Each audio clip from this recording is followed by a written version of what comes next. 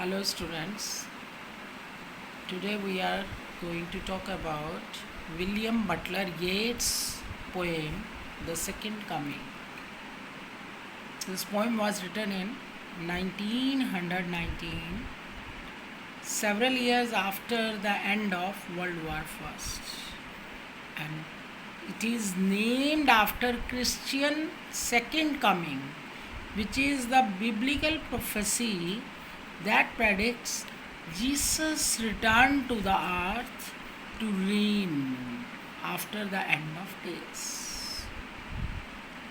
The poem's first stanza describes the world of chaos, confusion, and pain. The second stanza is a longer one. Here, the poet imagines that the speaker is having a vision of the future, but this vision replaces Jesus' heroic return with what seems to be the arrival of a grotesque beast. So in the first stanza, the poet describes the condition of the world after the World War, and that condition is what? कि chaos is there, anarchy is there, अव्यवस्था है, confusion है, pain है, things are fast disintegrating. Second stanza जो है वो longer है. Second stanza में पोएट जो है वो इमेजिन कर रहा है और वो उसको फ्यूचर के बारे में इमेजिन कर रहा है और उसको एक विजन दिखाई देती है, एक पिक्चर सी दिखाई दे रही है उसको, और उस पिक्चर में रिटर्न किसका है? जीसस का नहीं है ना. जब डिसइंटेग्रेशन होता है, जब सिविलाइजेशन का डिसइंटेग्रेशन होता है तो जीसस का रिटर्न होता है क्रिश्चियनिटी के हिसाब से, लेकिन टू सेव मैनकाइंड. लेकिन यहाँ पर जीसस का, क्राइस्ट का रिटर्न नहीं है. यहाँ पर क्या है? एक अजीब सा बीस्ट है, अजीब सी एक इमेज है एक बीस्ट की, जिसकी बॉडी जो है वो लॉइन की है और जिसका ऊपर का जो हिस्सा है वो मैन का है. तो इस तरह से बताया. तो यहाँ पर क्या है कि बहुत अच्छे से पोइट ने वर्ड पिक्चर्स यूज़ किए हैं, एक विविड डिस्क्रिप्शन दिया है सोसाइटी का, कि सोसाइटी किस तरह से कलैप्स हो रही है, सोसाइटी किस तरह से बिखर रही है. तो ये एक पोर्ट्रे किया है, ये सब दिखाया है उसने, पोइट ने इमेज इस पोएम में. तो let's talk bit about more about the poem so that the poem can be easily intelligible to you. So we see that the first 8 lines of the poem neatly and effectively sum up the situation of the world after the First World War as it is seen by Yeats, है ना. तो हम क्या देख रहे हैं?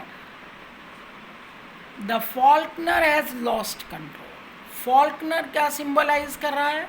World itself, world को symbolize कर रहा है. फॉल्कनर कौन हुआ? शिकारी हुआ है एज सच, जो कि उस पक्षी पे, उस फॉल्कन पे निशाना बांधने की कोशिश कर रहा है, लेकिन वो फॉल्कन जो है वो उसकी पहुंच से परे है, वो उसकी समझ में आ नहीं रहा, वो उसके होल्ड में नहीं आ रहा. तो फॉल्कनर क्या हुआ? वर्ल्ड. और फॉल्कन कौन हुआ? इंटेलेक्ट, है ना. तो फॉल्कनर किस चीज़ को सिंबलाइज कर रहा है? वर्ल्ड को. तो हम क्या कह रहे हैं? फॉल्कनर जो है, द वर्ल्ड जो है, it is out of joint. तो centre can not hold and absolute anarchy has been loosed upon the world. Anarchy मतलब अव्यवस्था है सब जगह. कहने का मतलब क्या हुआ कि जो ट्रेडिशनल एंड अरिस्टोक्रेटिक वैल्यूज़ हैं, जो ट्रेडिशनल एंड अरिस्टोक्रेटिक वैल्यूज़ हैं, they have been damaged and they are beyond repair. उनको ठीक नहीं किया जा सकता, क्योंकि the best people do not know what is good for them. The worst people, they are full of passion and intensity. जो अच्छे लोग हैं वो कंफ्यूज्ड हैं, उनको समझ ही नहीं आ रहा कि उनके लिए क्या अच्छा है. जो बुरे लोग हैं उनमें क्या है, एक जुनून है, एक इंटेंसिटी सी है, एक पैशन सी है। तो ऐसे में क्या है, एक एटमॉस्फेयर बना हुआ है that is of fanaticism, violence, हिंसा का, है ना, अव्यवस्था का। This is in the first 8 lines. The remaining 14 lines of the poem, they are the signs of an indication that a second coming is round the corner. बाकी की जो 14 lines हैं उनमें डिस्क्राइब किया है कि सेकेंड कमिंग आने वाली है, होने वाली है।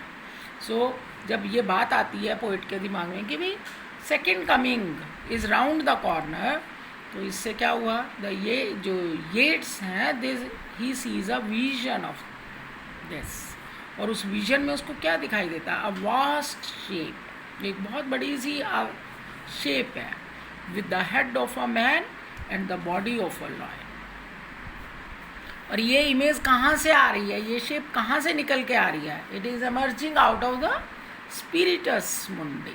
स्पिरिटस मुंडी क्या है, ये एक येट्स का अपना ही कॉइन किया हुआ, अपना ही इन्वेंट किया हुआ फ्रेज है। इसका मतलब है कलेक्शन ऑफ इमेजेस, कि उसने अपने माइंड में जो कलेक्शन है डिफरेंट इमेजेस का, उसने एक बना रखा है, स्टोर हाउस है, उसमें से उसने वो इसकी बात कर रहा है। और ये स्पिरिटस मुंडी वाली जो इमेज है बहुत ज़्यादा मिथ्स में, लेजेंड्स में यूज़ होती रहती है। तो this sphinx like figure has a pitiless gauge. तो ये जो फिगर आगे बढ़ रहा है इसमें क्या है, कोई पिटी नहीं है, कोई दया की भावना नहीं है ना, सिर्फ क्रूएलिटी रिफ्लेक्ट हो रही है, क्योंकि इसका ऊपर वाला हिस्सा जो है वो ह्यूमन बीइंग का, बाकी बॉडी जो उसकी क्या है, लॉइन जैसी है।